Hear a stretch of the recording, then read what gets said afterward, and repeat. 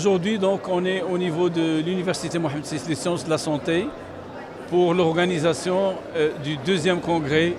africain concernant une double thématique. La première, c'est la pédagogie des sciences de la santé qui concerne toutes les facultés et les universités marocaines qui sont venues pour partager leur expérience au nom du ministère de l'Enseignement supérieur, de la recherche scientifique et de l'innovation. D'un autre côté, on organise le deuxième congrès africain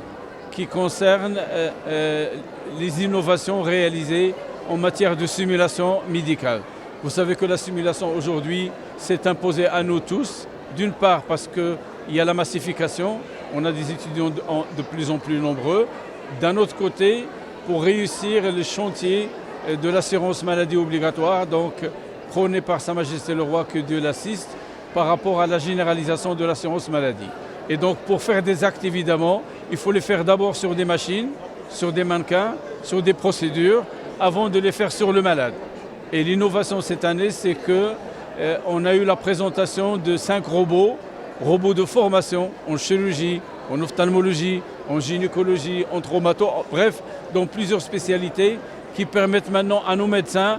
de s'aider par la machine et par le robot pour faire des gestes précis, exacts et sûrs pour le malade. Aujourd'hui, évidemment, ce partage nous permet de le partager avec aussi bien les médecins du public que les médecins installés déjà, ce qui va permettre évidemment ce qu'on appelle le développement professionnel continu, qui est important pour nous. Nous espérons donc que ce genre de réunion, aussi bien pour le ministère de la Santé que pour le ministère de l'Enseignement, amènera de plus en plus de renforcement de compétences pour nos médecins et pour nos enseignants. Comme vous avez vu sur ces 3 jours,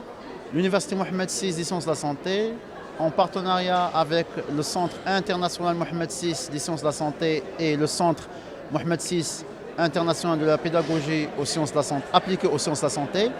on a organisé sous le patronage de Sa Majesté le Roi Mohamed VI, que le Dieu l'assiste et le glorifie, la 2e édition de Sim Africa. Durant ces